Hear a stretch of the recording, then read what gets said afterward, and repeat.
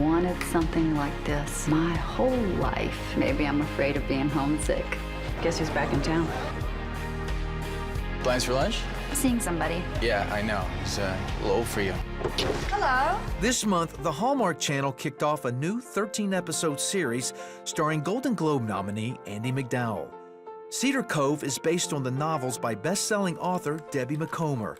She has more than 170 million copies of her romance novels in print worldwide. We just saw a little promo in that introductory piece. You've got a big event coming up with your Cedar Cove book series. Tell us about that. That's happening soon. Well, I have to say, there is a verse in Scripture, it's in Ephesians, where God does above and beyond anything we can even ask or think. I never dreamed that I would have a TV series based on my stories. Now, how Andie MacDowell is going to be in wonderful. this? Yes, wonderful actress. How involved are you? Like, once they buy the rights to be able to do something like this, do they keep you there for? They have been marvelous. I'm an executive producer, which means basically I get to read and approve all of the scripts. Wow. And I've done a couple of site visits now, and the Hallmark people are amazing to work with. I feel very blessed to work with them. You were diagnosed with dyslexia. Yes, I was. How did you discover that you had this, actually? It wasn't as a child. You actually had children of your own, didn't you, by the time you realized you had it? I did. I just always thought I was dumb. The third grade teacher told my mother, Debbie's a nice little girl, but she's never going to do well in school. And I didn't. Wow. Well, they didn't have a word for it back then. They said I had word blindness. And so I struggled all through school.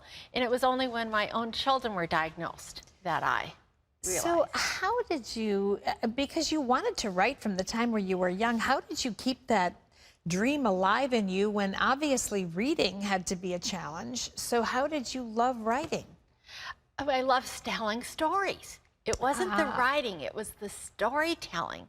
And the only way I can think to describe it, Terry, is when I was a kid, I would dream about writing books, and I would just throb with joy. There was just that passion God planted in my heart from the young age.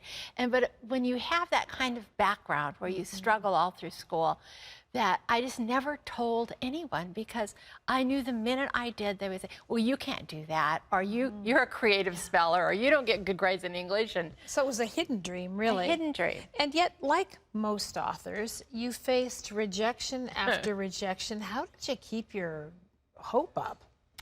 You know, God gave me this dream.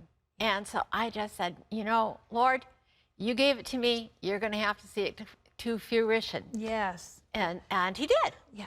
You know, you talk about God seeing it through to fruition for you. You didn't always have a close personal relationship with the Lord. In '72, that really started for you, right? It did. How'd that come about? A neighbor lady invited me to Bible study fellowship, and I had never been inside of a Protestant church in my life. I had been raised Catholic, and here I was in this Protestant church at the orientation class, and the teaching leader, out of all the women that were there, came up to me and stuck her hand out and introduced herself, and she said, my name is, and it was my maiden name.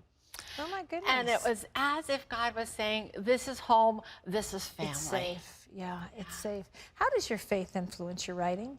In everything, you cannot separate a Christian from the author, you know, so I don't write necessarily Christian books, but I write from a Christian perspective. Yeah. Now, my characters aren't perfect. They make mistakes. They may do the wrong thing, but they suffer the consequences. Yeah. How do you come up with a concept for what you do? I'm always curious about that, especially with someone who writes prolifically. I mean, we're going to talk in a minute about the fact that you have a brand new book, but even as this one is out, are you already working on the next one? Yes, oh yes. She said joyfully. I am a storyteller, and because I have so many stories, I had to decide a way to which stories to develop. So the story, the premise, whatever idea I have, has to be provocative. I want my readers to think. It has to be relevant to their lives. I have to tell it in the most creative way. It has to be realistic, and it has to be entertaining. How long does it take you to write a book?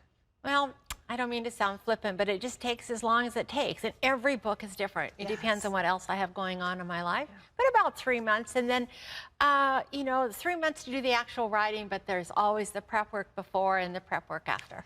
You have a new book out. For those of you who are fans of Debbie's, you're going to want to get a hold of this. For those of you who aren't, you're about to become one if you read it.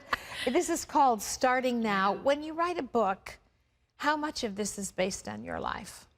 Well, you cannot escape, you know, the author is very much present. I wanted to do something that was provocative and relevant. And in this story, it's about second chances. We serve a God of 20, you know, second, third, fourth, and fifth chances. Yes. And this is about somebody who's so focused in their lives that God sends them what they need, not what they want. But there's a message there, isn't it? And you have, I thought as I was reading this book, this is a lady who's a knitter. You have two loves, writing and knitting, and you use your knitting to help other people. You know, knitters by nature are just generous people, and to be able to work with Knit for Kids is just an amazing. That's a department of World Vision, and so we're knitting for kids all over the world. What a great idea! What a fascinating book. Debbie's latest book I want to mention again is called Starting Now. It's available, of course, wherever books are sold because it's on it will be on every good list like the rest of them. It's great to have you here. It's so nice to meet you in person. What an inspiration! Oh, thank you, Terry. Yeah, Thank blessings you. to you as you keep on doing what God's gifted in you.